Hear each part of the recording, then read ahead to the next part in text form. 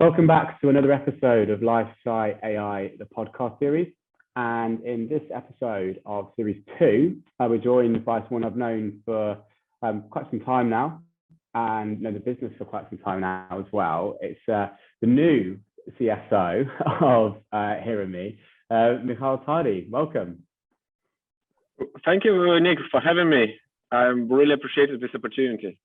No, it's a pleasure to have you on. And I say new because it's relatively new appointment, isn't it, for yourself? So quite big, both personal news and news for Hera-MI. Tell us a little bit more about that first.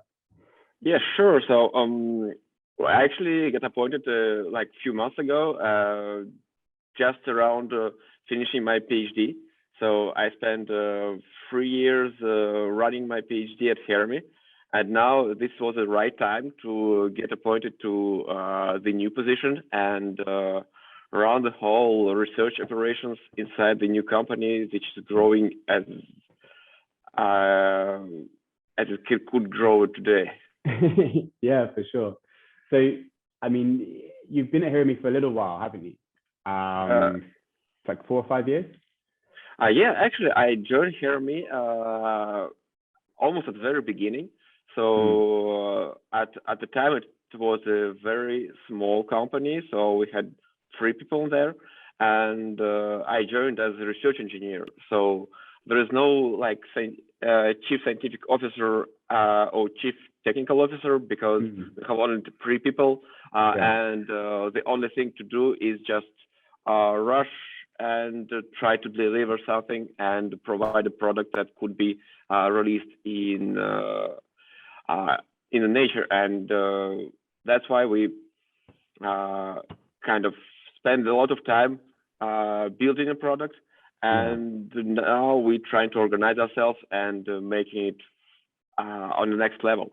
Yeah, for sure. I think definitely from what I speak with you and Alexander, CTO, about taking it to the next level, and we'll hopefully go into that in a little while. But before we go into you and your journey, it'd be great. Everyone's probably thinking who or maybe what Hera-MI do and your role there if they don't know the company. So just give us a little bit of an explanation of who Hera-MI are, what you guys do, for everyone who doesn't know that at the moment.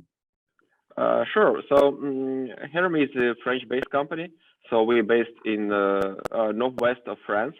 It's close to Brittany, and it's a very nice place in France. So it's very nice weather all year round. Today is very sunny, so it's great.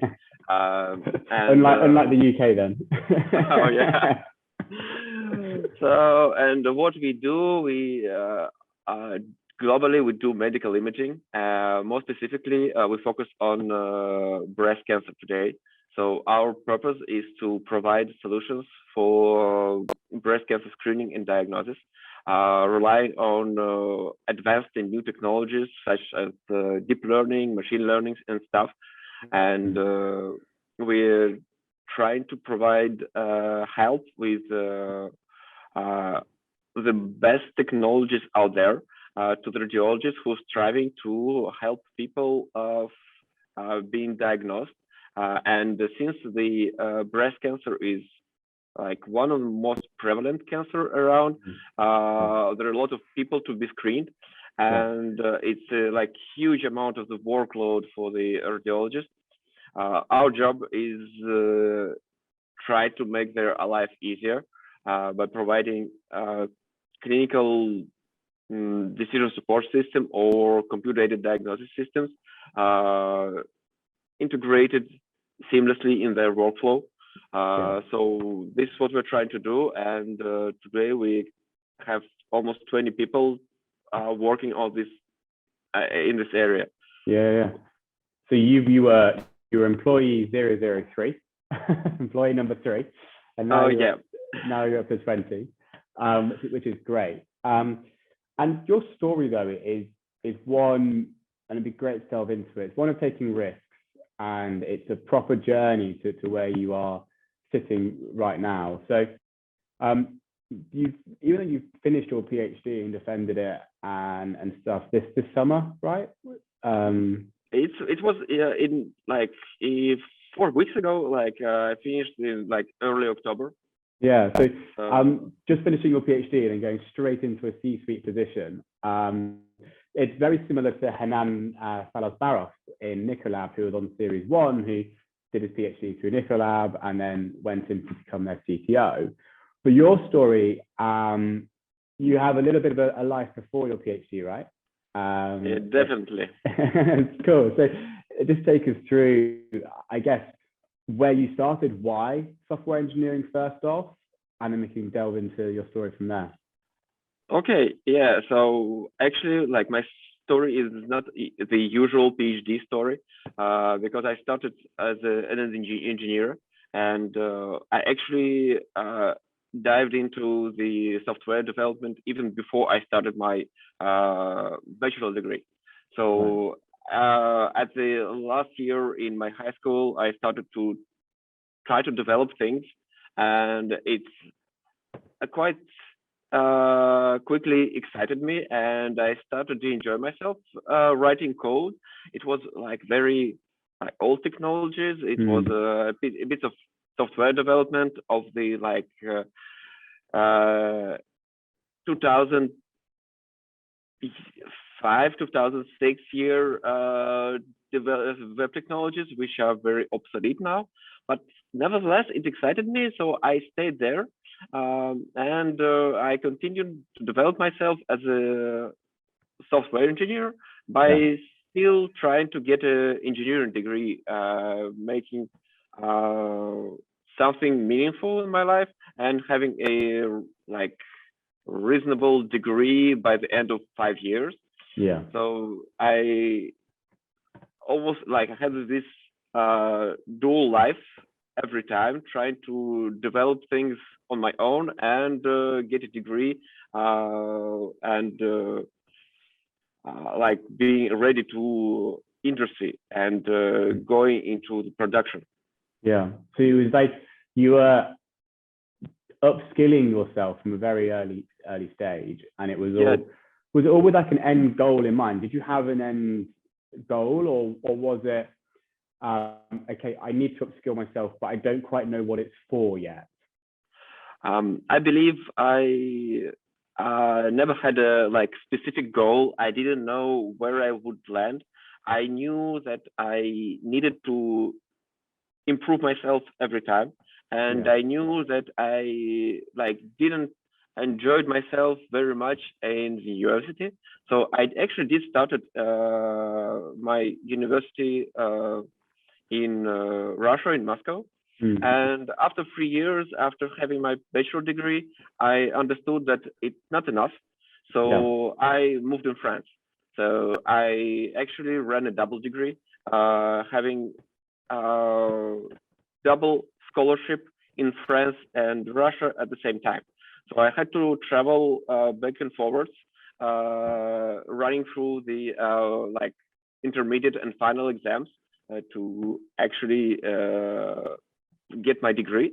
And by the end of 2 years, I actually got 2 diplomas, which is super cool. And at this time, I didn't develop software a lot, because like having 2 degrees at the same time was quite enough at this point. But once I actually ended my scholarship, I dived straight forward in a software company which developed medical imaging software. And at this point, actually, I enjoyed myself developing software, and here where I get the purpose. I knew that like developing software is cool, developing websites is nice, but at some point you would like to have a purpose, and medical imaging and clinical environment is something is very cool, because as a software engineer or as engineer overall, you want to make an impact on the community, on the environment, and developing something for the medical community makes your work meaningful. because you touch the very important topics of public health. And here I knew that I still need to improve myself. I still have plenty of things to do. And now I caught this medical imaging piece in my life, which was great. And like I spent almost 6 or 7 years in this company, developing software and improving myself in every area. So not only like writing code, but also building infrastructures, trying to design new solutions. I spent 2 years in United States as a sales engineer. So I met people who wanted something from a solution, and my job was to design or suggest any changes in the solution to make it fitable to any specific purpose.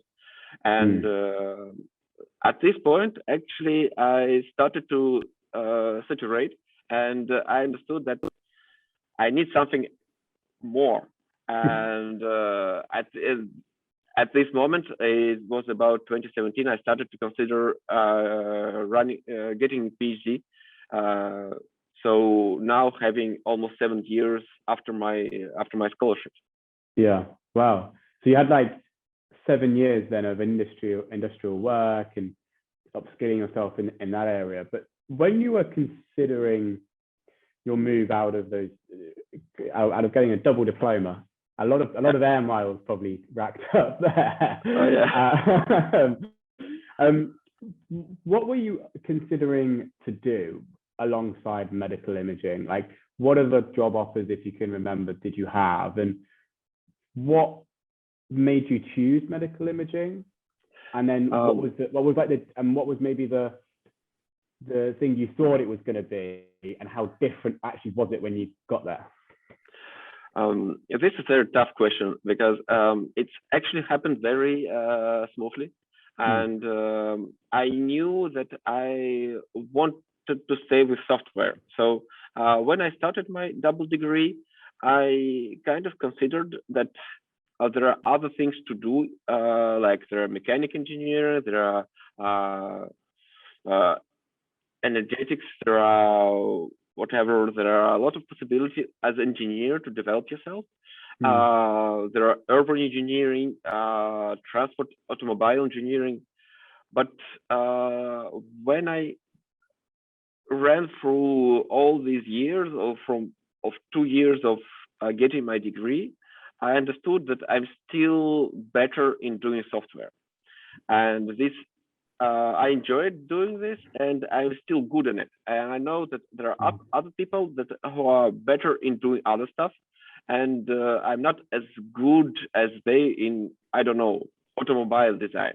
That's why I told myself, stick to what you like, and still stick to what you enjoy doing. And at this point, I just needed to have a purpose. So whether it would be medical imaging, or would it be like game development?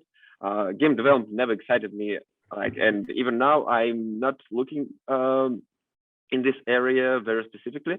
I know maybe like there are a lot of IT in urban area, and providing people with tools in their life.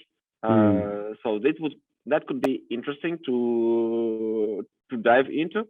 But actually, like, there are still plenty of things doing in medicine and in clinics. So it might be not imaging, but still medical part is very rich in opportunities. So I'm not looking elsewhere for now. No, for sure. No, that's awesome. And hopefully you stay in the industry for life. But part of what you've done, and you mentioned it slightly there about, moving from Moscow, doing a double degree in France, then you touched upon moving to America. So, like, would you say that you've taken risks or would you say? I think you have done, but sure. Yes, actually, like I was never certain about what would happen in like 2 years, in 3 years. It was the risk of moving from Moscow to France is quite significant. Because it's quite two different countries, and you never know what would happen. There are a lot of laws that are changing, and you never know if you could stay or if you enjoy yourself. I ran actually like very comfortable life.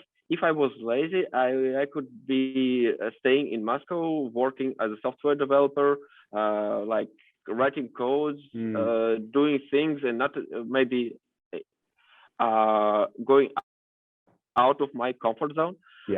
I wanted to like move out, and I needed to like, as you said, take risk. Whatever will happen, I could definitely go back to my previous Russian life. If I didn't enjoy France, I did enjoy it, so I stayed there, and I had the opportunity to stay, which is very cool. And there is a lot of chance in what would happen. Moving to the United States is also not a given part. First, there is a portion of chance of opportunity, as actually French government provide funding to companies to send their employees abroad. And the company I worked for, they actually gave me this opportunity, and everybody agreed on sending me abroad. And I was ready to go because I also knew how it worked. Like once I went through this Moscow to France part, like moving France to United States is kind of easier. You know how it works, and actually the integration was very smooth because you know how to find things in around you. You know how people work, and if you're interested in something else than just your job, you also can actually find people who are also interested in something like sport or whatever. So where does that come from? Like I said, you could have lived a relatively comfortable life in Moscow, being a software developer. I imagine having a good career, providing something for you and a family potentially. So where does this innate passion or drive to take risks, to push yourself out of your comfort zone, and to eventually find your purpose, where does that come from? I actually like, this is another tough question because I have no idea. Like I quite often discuss with my friends and my parents why it happens like this. I think it's some part of personality. So as like a high schooler, you quite open to different things, and you either stick to something or like family-oriented thing, or you can be a very job-oriented guy. So I have friends, family who actually like they're family-oriented. So the most important piece would be for them is to build a family and friendship around them. So they need a kind of social environment. But for some reason, I landed into very professional oriented environment, and I did wanted to deliver. So I knew that I can improve myself to deliver better. And this was like a rolling snowball. I tried to like get better and better by improving around me and making an influence and an impact in what I'm doing, and make like difference by doing better what I'm good at doing. So it's like just a natural thing. Like every step, it seems, and every step you made wasn't a big one, but it was like the natural next step almost. But then 5 years down the line when you're in America having 2 diplomas and to think about doing a PhD in France, you're going, crikey, you know, we've actually achieved a lot. But that's sort of where we've got to now, and that puts you into HearingMe in 2017, 2016, I think, or whenever it exact year was, to do your PhD with them, right? What's been the journey for you inside of HearingMe? So actually, like I knew founders of HearingMe from my early career, and it was a kind of deal. I wanted to do my PhD, and I also had all this luggage of a software engineer that I could provide. So once again, it's kind of double life. So I wanted to get my degree. That was one of my purposes, because I wanted to discover this PhD research academia life that I didn't knew before. And I also wanted to make use of my skills to help building the company. And having only 3 people in the company is tricky. So you have plenty to think of things to do. You need to deliver quickly. We actually went very, very fast in what we tried to do. So our purpose at the very beginning is to provide a medical device. Medical device, it does mean a lot of software development and a lot of quality in your product, a lot of attention in what you're doing and how you do it. And we have only, like at the time, we had only 3 people. Year after, we started to have 4, 5, 6. But at the early stages, we had very few people working on this, and we needed to go fast. So my job at the early stages was to build a prototype that could be presented to key opinion leaders or stakeholders that would be excited about what we could achieve. And in the same time, we wanted to get production ready. So we needed people who would help us to bring this piece of prototype of the proof of concept. We even achieved an MVP, so minimum value product that was ready, but we needed people to make it ready for the clinical environment. So at this point, we started to hire. Alexander joined us as a CTO to continue building and industrializing this product. And actually, in a year and a half, we already submitted our, I would say, technical file for the certification of medical device, which is real quick. And in the same time, I tried to do my PhD job during maybe weekends, evenings, and whenever I would try to do it. And from my point, I tried to make my research always production ready.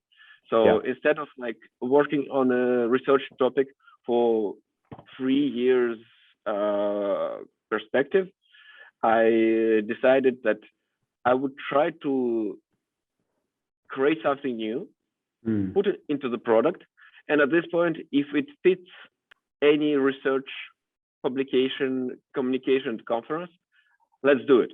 So there is a very little gap between what I did for the product and what I would do for the conference, and I had a chance of doing plenty of them. And before all these COVID things, I did travel a lot. So that was cool. That's awesome. Thank you for outlining it. I guess where are you now then? Paint the picture of where HearingMe now. You said we're up to 20 heads. What's the landscape like? So today we have, I think we're more than 20 or maybe 21, 22. So we're still hiring.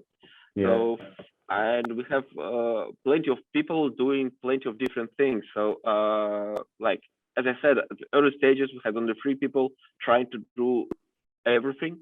Today, we have people assigned to handle the product. So people who will take the software, go to and see clinicians, install the product, present the product, train the clinicians to use it, and get all the feedbacks to improve the product. Since we do have all these feedbacks, we need software developers to make it better, and we need researchers who will try to innovate and find new techniques, new solutions.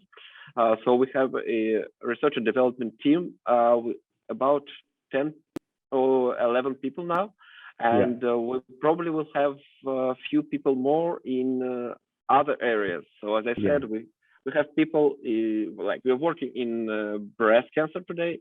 We also have other topics. Breast cancer is essentially X-ray imaging, but there are also topics as ultrasound or MRI. And when talking about MRI, we can transition to other type of cancers, for instance, prostate cancer. And we need researchers to work on this, and we need people who will make it production ready as well. So we will need software engineers as well. Oh, that's awesome. So there's definitely a future direction for HearingMe as well. And you mentioned hiring there. I know we're working together on a few bits. So if you do want to get in touch with us regarding, positions, we're more than happy to talk to you about that. If you're listening and interested in HearingMe's story. I guess where are you along the product lifecycle and how much you can share? So are you in clinical trials right now? How many iterations or generations of the products are you having? Where are you up to on your development plan? Okay, so we have maybe a 6th version right now running. So this is tricky since we're not able to release like every week as any like regular software. There's a lot of regulatory activities required to before we actually release anything. So since we took a risk of doing it properly, so like we required to do this. So today is our 6th version that will come out in about December. And we are running few clinical trials, and we are doing a lot of in retrospective design. So we do have a lot of partnership allowing us to run data exploration using already collected data in respecting all the regulatory part. And we building a European scale study, so not only France-based, but involving Italy and Germany and Switzerland. And that would be a prospective study, which is more challenging than like regular retrospective studies. Oh, awesome. Okay, cool. So I'll be excited to see the results of the retrospective clinical trial, especially that European-wide one. And that could be a real game changer for you in your development. And that's always really important to get the quantitative data and qualitative data across to get the buy-in from the health clinicians, so they're happy to use it. But before looking at what's next for both you and HearingMe, if you look back, both before joining HearingMe and actually whilst there, what have been the biggest challenges that either you knew were going to come in your career and unexpected challenges perhaps in your career? Probably like maybe the biggest challenge was around my like when I ended my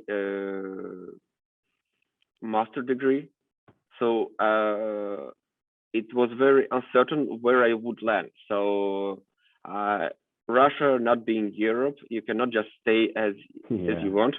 So here, like I spent already 2 years in the country, so I didn't know that I didn't want to go back, and I needed to find a way to get a job and continue to work in the environment I would like. And like, you have no idea how to do it. And once again, I had a chance of like by working a lot, you actually achieve a lot, which is cool. It's crazy, right? It's mental when that happens. This is a good lesson, because I straight away, being intern in a company, I showed my ability to provide a lot, and a company was ready to employ me, which is cool, because like, I was valuable, and they were interested in having valuable people, but that was not given. So I had all my friends from École Centrale in Nantes.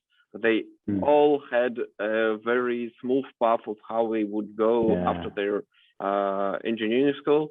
Like, I had no idea where to go, but it happened really nice, which is cool. So I knew that would happen. Then I left Russia, but I had to face it to get it through. And I know that actually, just going into that, I know we talked about you taking risks and traveling a lot and stuff, but you've been very proactive in seeking and taking advantage of collaborations and support to enable you to have this amazing story. So just wanted to just sort of touch upon maybe you highlighting the importance of those and making more people aware of what can be achieved when you're taking advantage of what's on offer to you. Yeah, definitely. So if I talk about my scholarship, the opportunity of going abroad was kind of offered by the university. So there are a lot of partnerships, and I know in Europe, like when I was in École Centrale doing my engineering degree, like everybody had an opportunity to go abroad. And there are a lot of hosting universities. There is Erasmus, which is like the easiest things to do. There are a lot of double degrees. There are a lot of networks of universities and colleges who are able to host students. You just need to apply, and like, you need to have good grades, good enough to be selected. For my case, it was easy. We had about 1,000 people, and only 5 applied. Nobody was interested. In France, it's a bit different, but it's still not everybody is interested to get benefit from these opportunities. But people need to take a chance and try to do this, because in the worst case scenario, you will just spend 2 years, and it's kind of nothing. So if you do not enjoy it, and you do want to go back in where you have been, the only thing will be the experiences you learned. That this thing, like spending, I don't know, 2 years in any country, is not for you. You would like to spend your lifetime where you belong to. It's also valuable experiences. So you never know, like, what you would learn. No, I know that's very true. And I just think about sort of my personal experience of obviously being in the UK. We don't have access to the Erasmus scheme anymore because of something happened a couple of years ago with a Brexit vote, which is great. But like the people at my university who did a year abroad, you know, they have to have a certain grades to do it. And I look at them and what they've achieved now 3 or 4 years after university, and they are more often than not the ones who have achieved more in those 3 or 4 years than people who didn't go on the year abroad or year in industries perhaps. And I think it just goes to the point of taking risks and just pushing yourself outside of your comfort zone.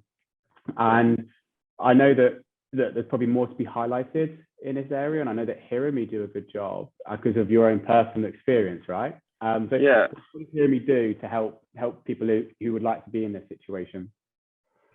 We having a lot of chance at Hera-MI, I think, and we also benefit from different fundings, and we are helped by people who are willing to help us. I would say my PhD supervisor, she was really into helping me and diving into all this project and assisting me. Even I had all this software engineer workload in addition to my PhD. And now Hera-MI, we're trying to give it back. So we first we employ a lot. So as I said, we grew almost exponentially. And besides that, we're also trying to get involved in all these scholarship programs. We have PhDs in company, so we're trying to contribute to the education part. And more specifically, we have a lot of scholarship projects during the scholar year. For instance, we have 2 universities where students are working for, I don't know, 3-4 months on something that we suggest to do. This is an additional workload for us, but in the same time, we are able to explore something that is interesting from the industry perspective, but it's also interesting for the educational perspective. So everybody is winning, and I believe students are interested in working in this type of projects because they can see the end goal and the purpose of the project it's proposed. For sure. I think just coming in with a headhunter's point of view on that point, it's great when companies do that because it's enabling a long-term talent pool for you to access. If they were to come and join you, that's great. But if they were to just stay in the industry, if they were to relocate or something like that, just having that opportunity for them to find their potential purpose, like you did all those years ago, in the work that you do give them, and go, wow, medical imaging is such an amazing area to be part of. That's fantastic. I think hopefully more people can do that. I know people do, but hopefully more will realize the benefits, not just for themselves, but the industry as a whole. But looking more to the future, what's your next sort of step? Mickael, what are you looking at now? I believe at the, I would say, short term, I would see all this exciting opportunity of being a CSO of the growing company. So I spend a lot of time doing my own research and staying in my research bubble, trying to deliver the solution to the industry. Now we have 7 people doing research, and we need to make it production ready in a very efficient way. So that gives a lot of exciting opportunities as first growing as personality, and make other people grow as well, because we would like to be as productive and efficient as possible as a team. And this is some of the experience I don't have straight away. So I need to get this experience and need to grow these skills, which is super cool. So, and I would say that would take maybe 1 or 2 years to get acquired. And then we'll see in 2 years where I go. Yeah, no, for sure. It'd be interesting. I know that you were, as you said before, you were very active on the conferences and such thing before COVID. So have you got any lined up that we can flag to people where you'll be? I would say, for people who are interested in medical imaging, there is a middle conference, which is great. They're running since 2018. I actually get involved in all editions except the first one. I wasn't ready at the time. And actually, focus on deep learning specifically, Yeah. and it's smaller community, but then you go there, you know what you get. So you have plenty of medical imaging in deep learning. There's another community called MIKAI, which is also nice. It is bigger. Is that all about you, or is that it sounds like your name? Almost. No, it's different, but they actually also allow to gather together all the people interested in medical imaging and beyond deep learning. And once you get there, you know how small the community is. You actually meet the same people at every conference. I actually, in 2019, I was in Italy, I was in UK, I was in China, and at every time I met kind of the same people there. Love it. Oh, that's great. And what we'll do is we'll put some links to those Okay, cool. on the advertising for this, so people can go in that direction for it. But time's pretty much up. It's flown by, and thank you very much for your time, Mickael. I really appreciate it and sharing your story more than anything. And hopefully it's inspired a few people to take some risks. Yeah, sure, cool. Take some opportunities that are there, perhaps, and really push their careers forward, right? Yeah, sure. Thank you very much, and thank you for all your time. And I hope people would be excited about what they can do, and they will try to spread their excitement elsewhere, and like trying to getting things done. And by getting things done, we achieve a lot. For sure. Awesome. Thank you very much for your time, Mickael. Really appreciate it. Thank you, Nick.